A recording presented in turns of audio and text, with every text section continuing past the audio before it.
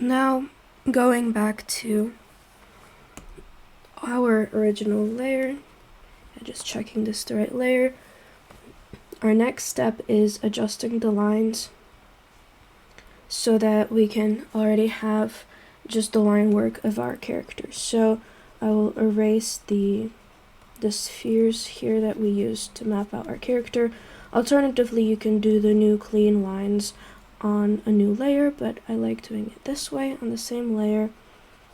I am using a pressure opacity eraser so that I can erase a line only partially if I want to keep some but not all of it. You know, if you're working on a tablet, you can zoom in, of course. And if you're working on paper, you know, you can't. That's one of, in my opinion, the most difficult aspects of working on paper. You can't zoom in or undo your actions. I'm just sort of clean up the lines a little bit, maybe make them a little bit thinner. If you already have some colors in mind, you can go into your settings in Photoshop, at least is what I do, and lock your layers. That way you can make the line colors anything you want, like so. And this can help in the coloring stage. I don't usually do this, but it can be very helpful if you think it works for you. So what I'm doing in this stage is showing the line work of what the character will actually look like, right? So once I've cleaned up some of these lines that I had that were just for planning purposes, I can start thinking, okay, well, what will this character actually look like in more detail? So what perhaps clothing will they be wearing? What hair will they be wearing?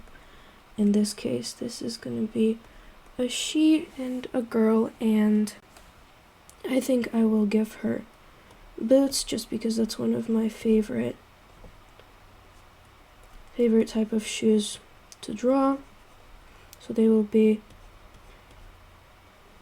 higher up on the leg. And one thing that's very important to keep in mind when drawing clothing, you know where your line of skin is going. You never want your clothing to look like it's cutting into the skin, right? So don't make your boots look like this. Like this, like your clothing, it looks like it's cutting into the skin. Instead, draw it, beyond the skin, like this. So it's like going out. And you can adjust your lines.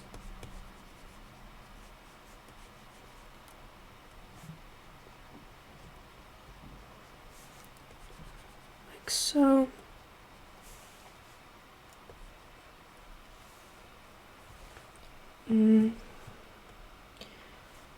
Let's, for example, give this character some more poofy pants. If you want to draw folds, you can make them fold in more sharply near the edges, like this. Crease here. Of course, you can draw any sort of clothing that you want.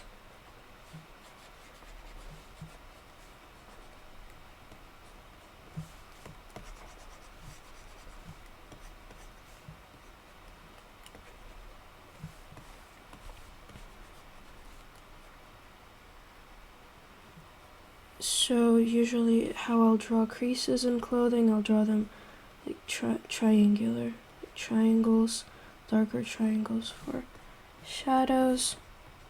Where you will expect the clothing to fold, that depends on the clothing, on the position, and on the person wearing it.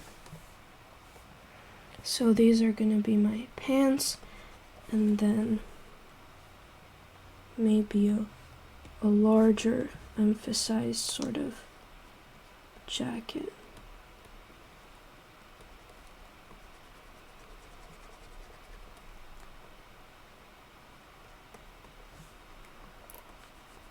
If you want to add accessories like jewelry, personally I would recommend that you wait actually till the end of the rendering step, which is going to be step 4, and add it over the top, maybe on a separate layer or on the same layer if you want to. That way you can get in all the details of, you know, the big parts of the character. I'm adding a little vest here, and you can already work with a complete look and add the accessories later.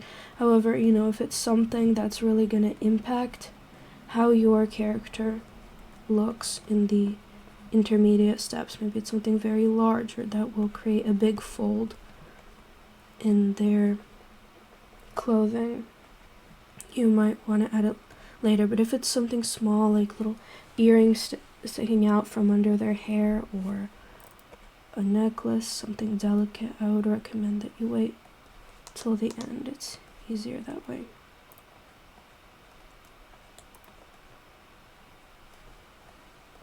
Maybe something raised up collar like this, their shirt, and right here, if I'll zoom in, I want the collar to be there. These lines, this is the inside, actually this is the inside. The outside isn't necessarily showing at this angle. Now this is a front facing position. And so the hair and the face. The details of the face we can technically add later, but just for the sake of planning out the picture, we can, you know, add a preliminary facial features. So the eyes happen about in the center of the head, this way, and this is going to be our middle line, right? Your nose is again in the middle of this bottom section, and then your mouth down here again. So these are lines that just continue to split the face in half, down, down, down. The ears about here.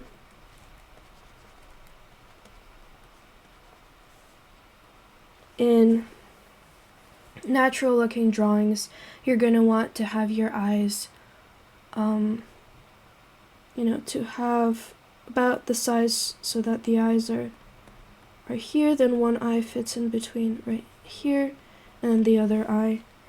In stylized drawings, you can of course change that a little bit, right? I'm gonna give my character big sort of anime eyes like this. Know that the human body is not symmetrical, but you want your facial features to be at least a little bit symmetrical so it doesn't look off or weird. Eyebrows, your nose about here. For anime drawings, you know, I usually draw the nose either like a triangle like this to denote shading or shadow, or I might draw just a little upside down half circle and shade it in like this. That depends on the nose shape you want. And again, you can erase these lines, of course, you don't want to keep them. And a mouth can be just a simple line for a character this size that's more smaller from far out.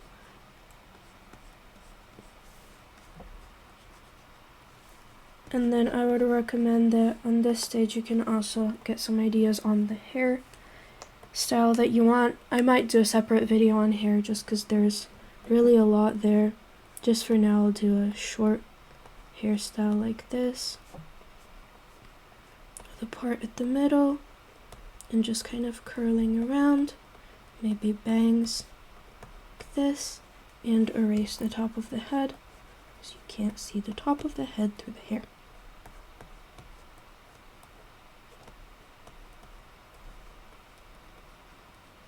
Okay.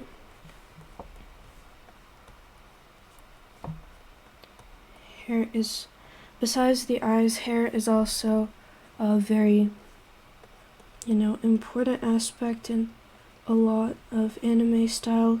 Some anime have very elaborate designs for their hair. For example, in Violet Evergarden,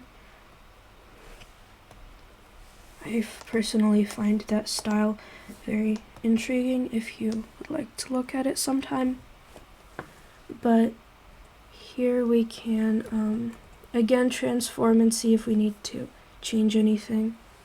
So the character looks fine from this angle, and we can continue on to the next step. But of course I will first make a copy of this layer so that we can keep it for future reference under step 2, which is our line art.